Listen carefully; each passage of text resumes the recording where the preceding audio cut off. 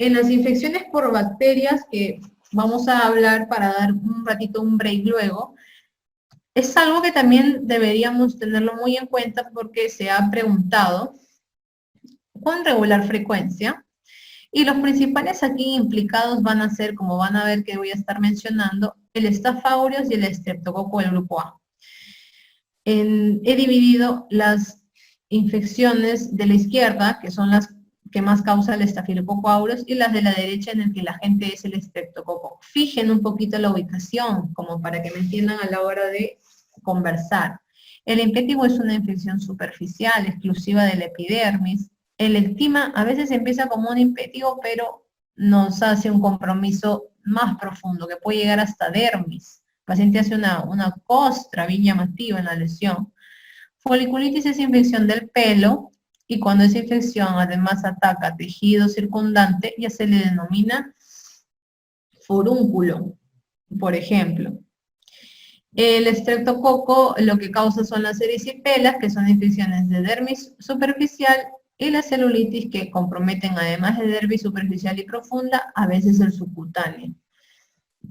Recuerden que el Staphylococcus aureus es un productor de toxinas. Esa es una de sus principales características. Existe la toxina exfoliativa, que es sinónimo de compromiso únicamente cutáneo, porque como exfolia, la clínica que va a dar son ampollas. Eso es lo típico. De hecho, solo el Staphylococcus aureus es capaz de producir ampollas, no el estreptococo, para nada. ¿Por qué? Porque el estafilococo tiene esta capacidad con sus exfoliatinas. Cuando la exfoliatina actúa ahí mismo en donde ocurrió la infección por el Staph aureus, es decir, es una acción local, se produce el impétigo ampollar principalmente.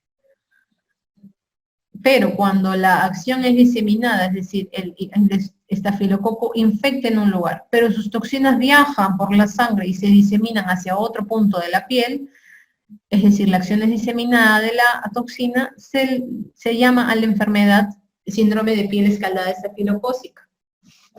Ahora, otra toxina denominada toxina de shock tóxico estafilocócico actúa más bien como un superantígeno. Un superantígeno es un antígeno que va a estimular sin necesidad de estimuladores, sin necesidad de coestimulantes, digamos que estimula solito y muy fuerte, al organismo de tal manera que provoca un compromiso sistémico, es decir, provocando el shock tóxico estafilocócico, que aquí no importa tanto la clínica cutánea, lo que importa es que el paciente está muy comprometido, hay una falla multiorgánica.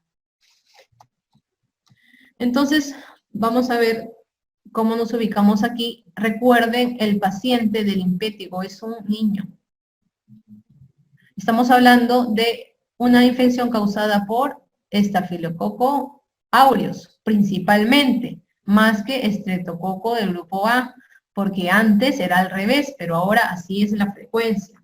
La clínica, porque eso es algo bien típico también, incluso para el examen, incluso para la práctica clínica diaria. La clínica puede pasar por vesículas, acuérdense del Staph aureus, pueden pasar por pústulas y puede pasar por costras. ¿Cómo se llaman esas costras? Mielicéricas. Porque son como miel seca, como lo que vemos en este cuadro. La localización también es bien típica. Periorificial. Es decir, alrededor de los ojos, alrededor de las fosas nasales, alrededor de la boca. Y el manejo es antibióticos contra Staph. Pueden ser tópicos como la mupirocina o ya tomados como es la cefalexina. Punto clave. La forma ampollar solo la puede dar el Staphylococcus aureus. Acuérdense, no hay forma en que el estreptococo dé las ampollas en un impétigo. La forma no ampollar puede ser causada por ambos. En el síndrome de piel escaldada estafilocócica, recuerden que el paciente también lamentablemente es un niño, porque el niño no responde tan bien o no tiene un clearance adecuado de estas toxinas del estafilococo. El agente, de nuevo aquí sí solo el estafilococo aureus, y la clínica son, de nuevo, ampollas o vesículas, pero acuérdense que son dispersas, ¿no? No es solamente localizado como en el caso del impétigo. La localización es un poco variable, pero se dice que en región perineal es una zona frecuente, o alrededor del ombligo también. Y el manejo es muy parecido, pero obviamente solo con antibióticos vía endovenosa. Aquí no entra tanto lo tópico para nada, y lo oral menos. Las ampollas son estériles. ¿Por qué dirán ustedes? Acuérdense que la infección ocurre, por ejemplo, en este punto, pero la toxina viaja hacia acá y produce las ampollas. Entonces, la infección ocurrió acá, solo acá podrías aislar el staph. Si tú quieres buscar aquí al staph y aquí vas a buscar al staph, no lo vas a encontrar porque lo único que ha viajado es la toxina. Diferente del impétigo ampollar, en donde aquí mismo ocurre la infección por el estafilococo y aquí mismo ocurre la ampolla. Ahí sí la ampolla es con cultivo positivo para estafilococo. Otras infecciones producidas por staph, estas tres, la foliculitis, en donde la clínica es un poco lo que está acá. Pústulas, o sea, lesiones con pus, que tienen un halo eritematoso, medio rosado. Y obviamente, aunque no se ve en la foto, tienen un pelo central, porque la infección es en el folículo piloso. El forúnculo ya es una lesión un poquito más grande. Acuérdense que hay un tejido circundante afectado, y ya varios forúnculos dan lo que es el famoso antrax. ¿Qué importa? Si esta infección es típica de zonas pilosas, lógicamente, y esto que le da, ¿qué factor de riesgo hay para esto? Pues la oclusión. A veces usamos ropas muy apretadas, nos quedamos ahí con el sudor, y esto nos provoca la foliculitis finalmente. El tratamiento de la foliculitis es variado, y lo que hay que recordar es que no hay que tocar las lesiones. El problema es que tocamos las lesiones. Sea forúnculo, sea un acné, no hay que tocarlo. Se puede complicar con infección hacia el cerebro incluso. Acá arriba, me había olvidado, está también el síndrome de shock tóxico estafilocócico, que obviamente es producido por staph, y aquí la que se produce pues es la toxina del shock tóxico estafilocócico, que actúa como un superantígeno que va a provocar todo este fallo multiorgánico. Recuerden que aquí, más que la clínica cutánea, que no es tan fácil identificarla, es el antecedente y los signos, si cumple criterios para esto. Antes se asociaba mucho al uso de tampones, ahora se sabe que es tras una infección local, por ejemplo, una cirugía. Otro motivo frecuente de consulta y de pregunta, porque es susceptible de ser preguntado. En cuanto a la celulitis, el agente aquí es el estreptococo del grupo A, con más frecuencia que el estafilococo aureus, y la clínica es una placa mal definida. El borde realmente no lo tienes claro. Acá no sabes muy bien por dónde está terminando la piel enferma y empezando la piel sana. La localización es miembros inferiores. Y el manejo es antibióticos para cubrir estos dos gérmenes lógicamente. En cuanto a la erisipela, el agente aquí sí es solo estreptococo. La clínica también es una placa, pero bien definida.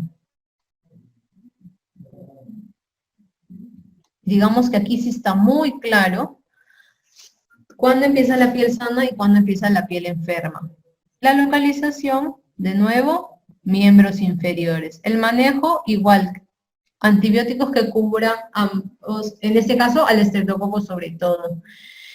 Es fácil de confundirse, pero la palabra clave, mal definido, bien definido, te da de todas maneras la seguridad a la hora de responder en el examen. Por ahí que quieres saber factores de riesgo para celulitis, que es lo que más vemos. Pues la obesidad, puedes tener un hiatinia pedis, una onicomicosis maltratada, de ser diabético. Entonces esas cositas que te van a ayudar a la hora de responder.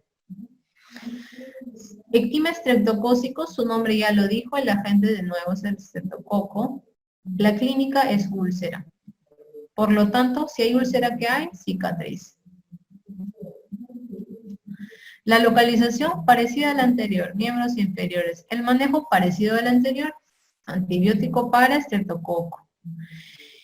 El ectima gangrenoso, con lo cual te podrías confundir porque suena parecido, el agente aquí es Pseudomonas.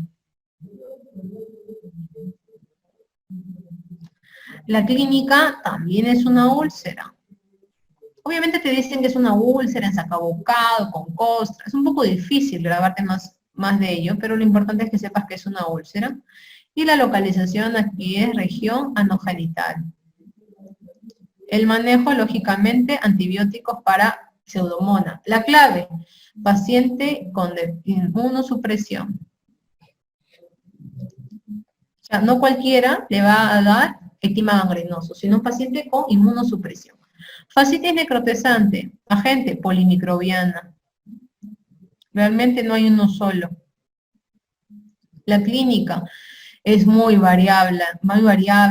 El paciente puede presentar una lesión que realmente ni clínicamente no ves gran cosa, pero el paciente está muy quejoso. Hay un dolor desproporcional a lo que el paciente está sintiendo, a lo que tú ves, y en menos de poco tiempo te estás dando cuenta que el paciente ha progresado muy mal.